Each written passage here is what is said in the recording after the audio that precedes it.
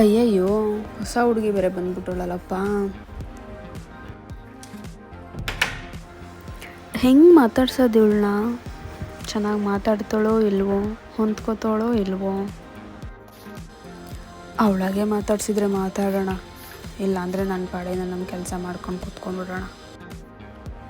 ಅವಳಾಗೆ ಏನೂ ಮಾತಾಡೋಂಗೆ ಕಾಣಿಸ್ತಿಲ್ಲ, ನಾನೇ ಮಾತಾಡಿಸ್ಬಿಡ್ಲಾ?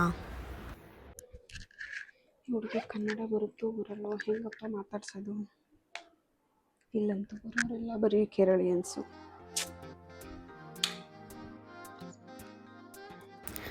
ಲೈಟ್ ಆನ್ ಇದೆ, ಮಾತಾಡೋಕ್ಕೊಂದು ಕಾರಣ ಸಿಕ್ತು.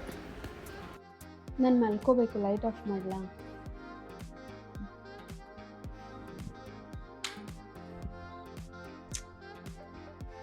ಯಾಕೆಲ್ಲ ಅಲ್ಲ, ಇದು ನನ್ನ ಬೆಡ್ ಅಲ್ವಾ, ನೀವು ಇಡಬಾರ್ದಲ್ವಾ? ತಗೊಳ್ಳಿ,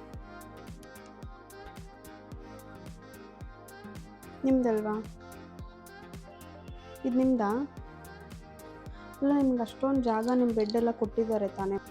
ಟೈಮ್ ಆಯ್ತು, ಊಟಕ್ಕಾರ ಹೋಗ್ಬೇಡ.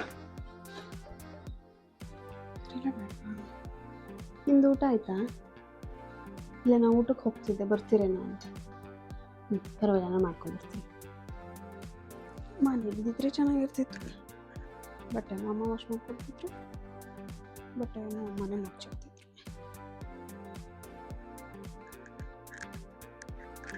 ಎಷ್ಟೊಂದು ದಿನ ಆಯಿತು ನೀವು ನಿಮ್ಮ ಹೆಸರೇ ಕೇಳಲಿಲ್ಲ. ನಿಮ್ಮ ಹೆಸರು